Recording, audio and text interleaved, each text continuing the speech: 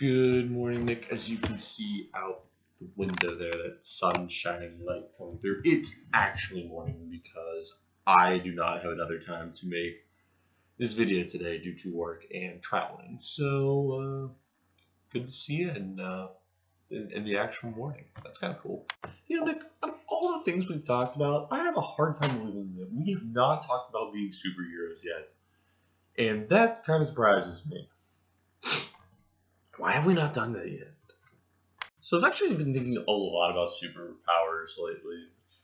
Works out pretty well. It is pretty convenient because I've started to watch a lot of the Marvel movies and actually read some of the Marvel comics because I was always more of a Japanese comics kind of person growing up, and now that comic books are cool, I can be nerdy in public and I can think about these kinds of things and talk about these kinds of things and not be half as weird as I used to be growing up. The Marvel universe is just freaking huge. I mean, nothing against any DC fan who will ever stumble across this. Marvel is the one that I happen to get into. DC is also equally cool, equally interesting, has its own kind of stuff going on. It's not the one I'm familiar with, and so I apologize to any DC fan who may ever watch this. Yeah. But I've thought about the powers, and there's all kinds of cool ones. And it's hard to just pick one, Nick. I hate picking one power, but you have to only pick one power because if you get multiple powers, then you really quickly become OP. But there are single powers that are also super OP, which is why I'm going to pick one of those powers right now.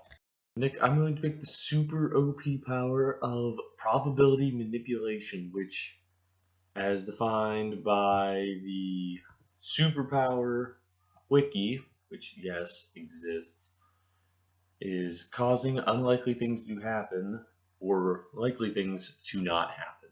Which may not seem like a big deal, but when you get down into quantum mechanics and everything's uncertain, everything has a chance of being in places all at once, you can do some really fantastic manipulation. And it's one of the reasons that Scarlet Witch is considered one of the most powerful characters in the entire Marvel universe, man. I want that power. I want to not feel helpless and be able to do all the things that I want to do. Although I'm sure that kind of power would be really, really difficult to work with at first. And it would probably take a lot of training montages, but I would get it eventually. Or probably not. Maybe I would totally screw it up and accidentally cause a very unlikely thing, like the universe tearing in half all at once. So I would really I'd give it the good old college try. So yeah, that'd be my superpower. My other superpower, if I had to pick one, would be driving on hard mode, because we're gonna do it because we like challenges. That is the reason. You gave two possible reasons, and it's because you like challenge, Nick. That's all I have to say.